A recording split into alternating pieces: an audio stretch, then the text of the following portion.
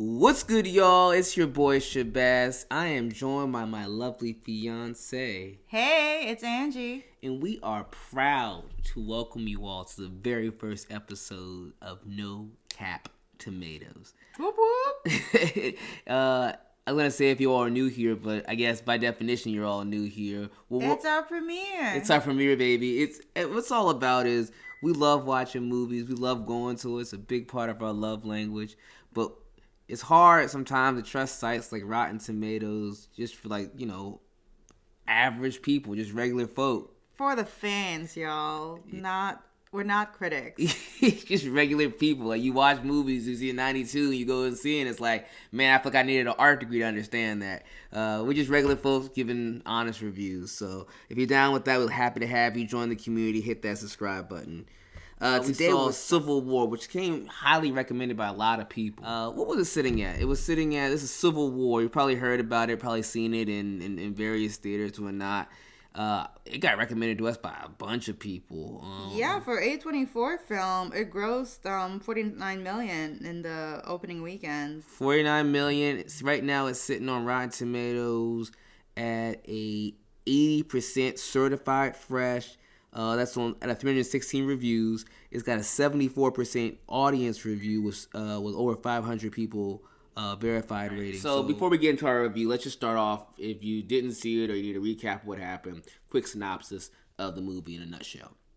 So the movie's set in, I guess you would call it a dystopian future where the United States is at a civil war. At least that's our best guess. They aren't too clear about that.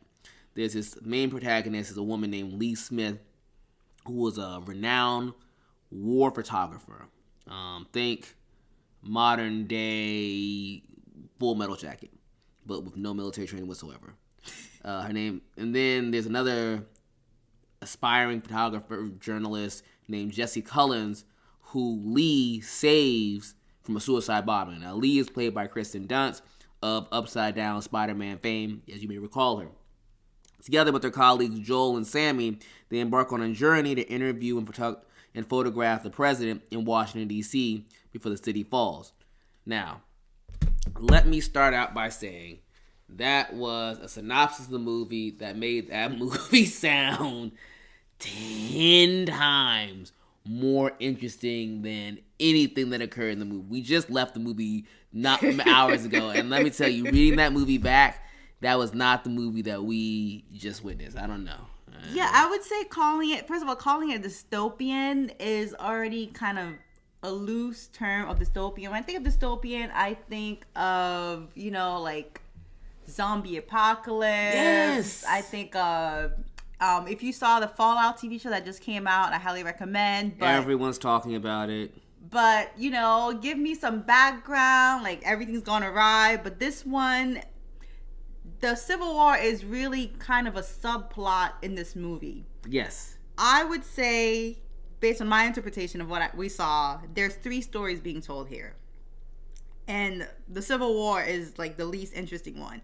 Which is sad because that's the most that's what they bait you with. Right. That's what I bought tickets and I got a stub that said Civil War. I came here to see it's like it was like too smart for its own good.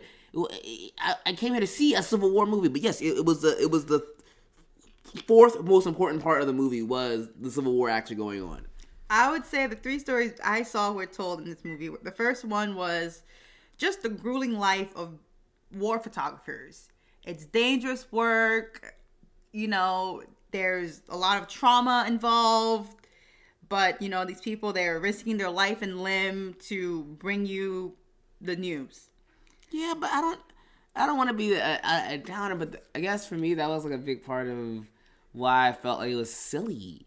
Because every time, there's one scene where Lee and them are traveling, and I guess it's after the suicide bombing, where they show her having these flashbacks of all this horrible stuff. She's in the tub, and she just can't handle how horrible it is, and all the things she saw. She saw this black guy be lit on fire, and the whole time I was watching, maybe I'm the asshole. I was like, why are you there? like, I understand why his life is hard. He's a POW. Why are you there? I don't know. I never, every time they would show a scene, I'm like, why are you I guess I feel bad for you. I feel worse for him. Why are you photographing this? You don't have to be here. Why are you here? I agree. They don't really do a good job of showing why any of them are really doing this. They're just there. They asked a question actually pointedly. They have one of the characters, they have Jesse ask Lee, like, straight up, like, I've read your biography, I'm like a big fan of yours, but I don't really know, like, tell me something personal about how you got invested in this. And she kind of says, like, she just stumbled into it. They kind of hint it's a calling. Yes. Because there's several times when, like, even when they first take, was it Jesse, the intern, who, I have to say, is uncomfortably young. Young and childish. And, like, I don't know who I forget the main male interest, but he's hitting on her at point. Joel. He's on her twice, like, the first night they're out, and it comes up later. I don't know. They make several references to her being too young and naive. She's supposed to be 22, but she looks like she's 16. I thought it was going to be a plot point. They were going to bring up how young she was. That never, I guess the actress was just young. But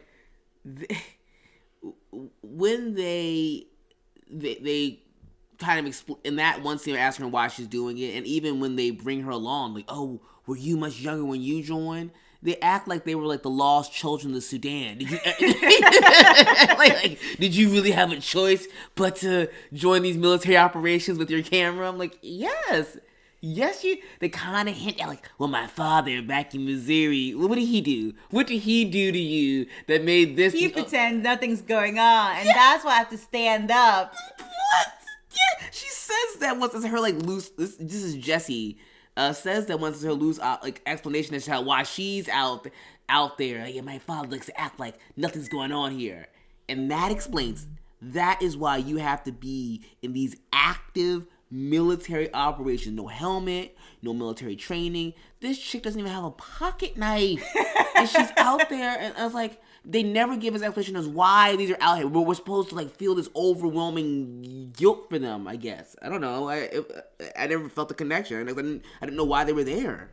Yeah, there's the only thing, the closest thing we get, I guess, is this one scene where she talks about how, I guess, you know, she's been doing it her whole life. And she talks about how all the times that she was photographing other wars, she was doing it to, I guess, send a message to the U.S. that we shouldn't let this happen to us. But she felt like she had failed, and she really still wanted to save the country somehow with her photography. I felt like the whole movie, she's like, I guess I can take a picture of this one more military operation. I'm like, you really should go home. You all should really go home. And they just keep playing it like, this burden she has to carry on. And I was like, no. Ollie, not just this young girl. You too, old Kirsten Dunst. You too. Maybe especially you should all really think about calling it quits. Yes. You know, I don't know. Actually, how I would describe this movie. This is not a dystopian movie about a civil war in the United States. Very misleading. This is actually a drama about an amateur photographer mentored by a renowned war photographer as she settles into a new role and becomes, like, basically the equivalent of a star. I mean, for her to go from being a nobody in a riot in Brooklyn to being in the last photo of where they killed the president, like, that's star-making power right there. Like, she's definitely gonna be in, like, the history books. Oh yeah, and that happens over, like, it's got to be a couple days. And they end I did actually like that when they end. It was her star making. Cause I always complain. I think one of the big complaints.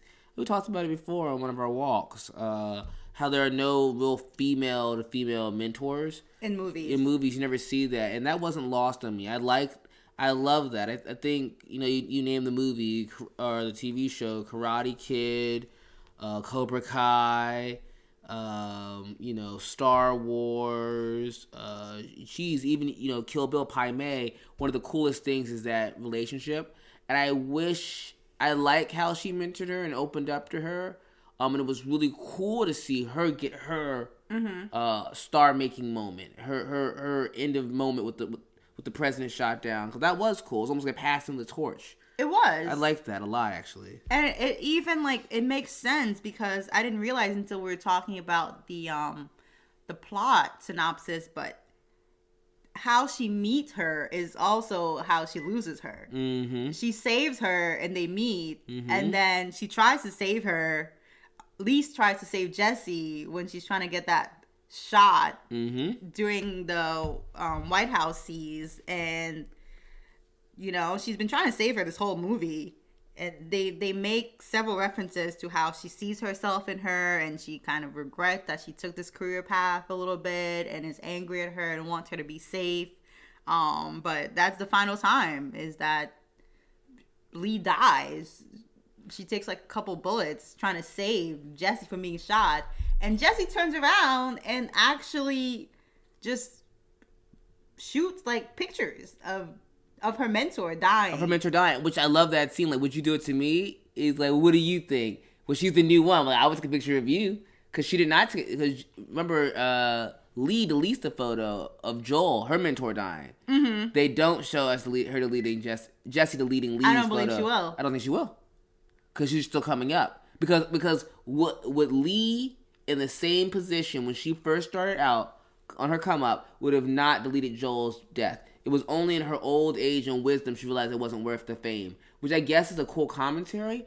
And I think somewhere buried in there was a mentor film, was a coming of age film. Yeah, and this is something like, if you're a photographer, leave us in the comments. Like, are we being too harsh because we're not understanding just what it means to capture? Honey, I don't think that's a fair. I mean, yes, please leave us a comment, but I don't think there's anyone here. If you're a wartime photographer, or just a regular photographer, maybe they can relate, But is that a fair take? Like, are we being cruel to say like you should not photograph your mentor literally dying and actually like mourn her death? Like, she didn't look back at her after she left. She was just.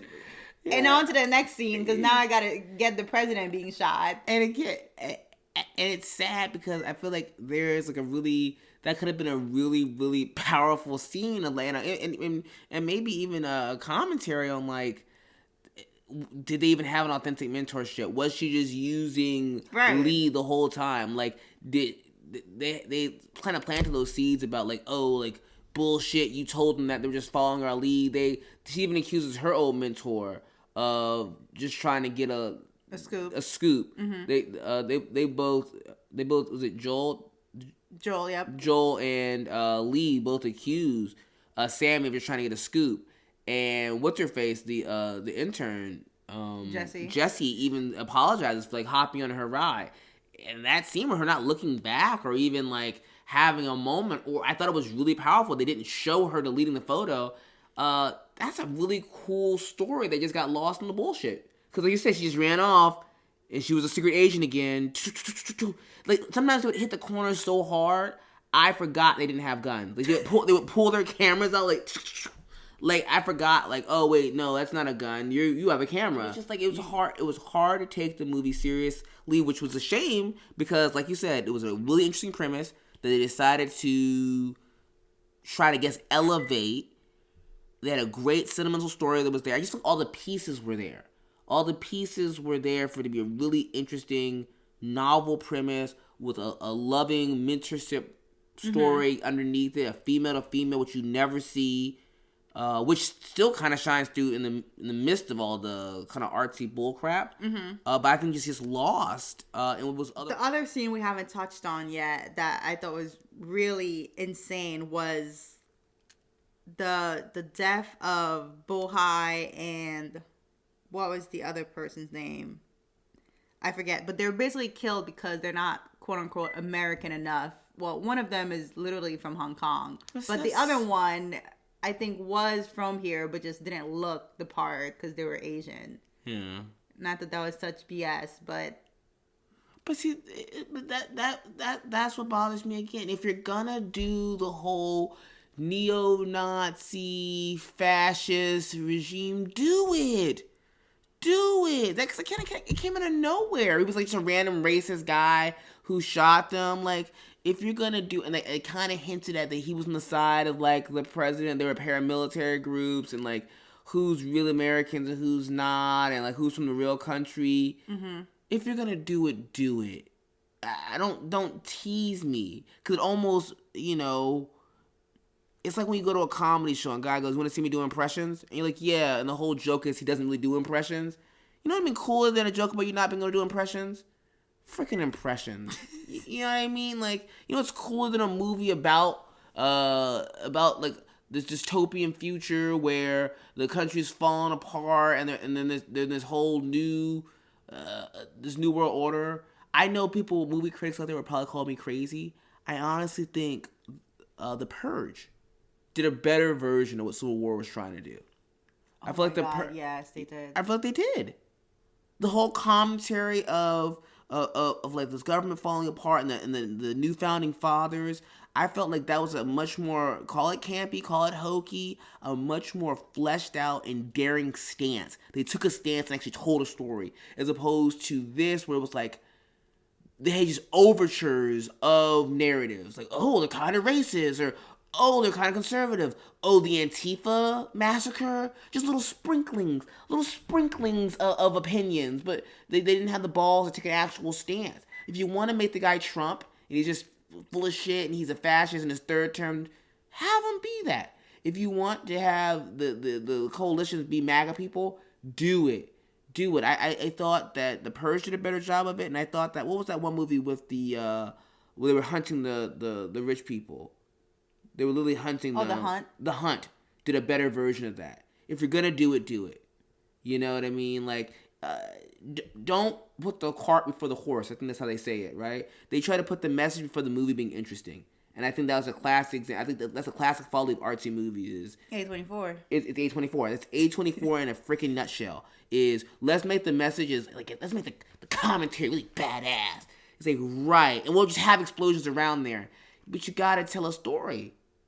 You gotta tell a story, and then I'll find out. Because let me say this. I'm sure there are moments of this movie I didn't get, but I have no reason, and I will never rewatch that movie. So it's lost on me. It's lost on, I think, the average guy. You can give it an 80%, say it's certified fresh, because it does all this deep stuff, but the average person's not going to read a dissertation. The average person's not going to go back and rewatch.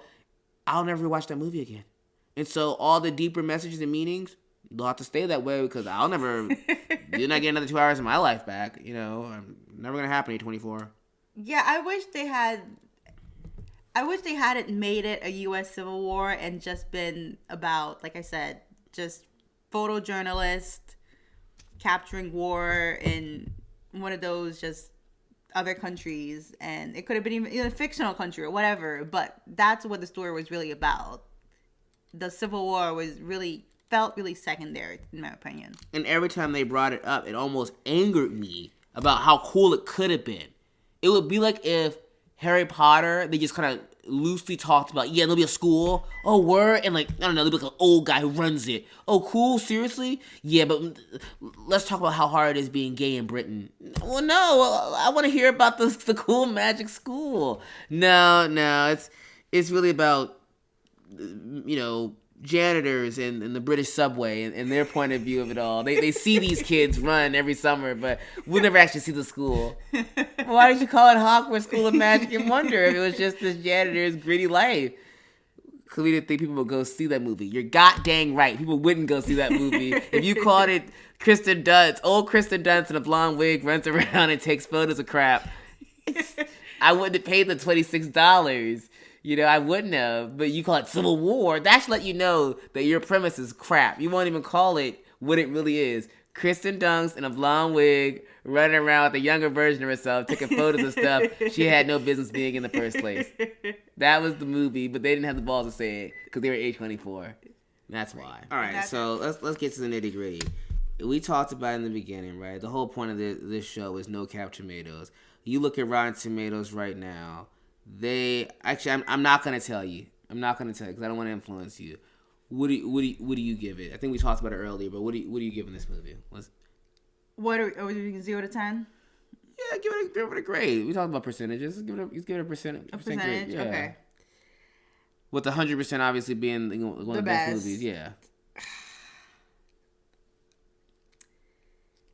Unfortunately, I found this movie to be, despite the violent scenes that repeated throughout, I found it to be really boring. So I'm gonna have to give it a 65, and that's really on the back of the fact that I did like that drama about the mentorship story. Otherwise, there was really nothing going on.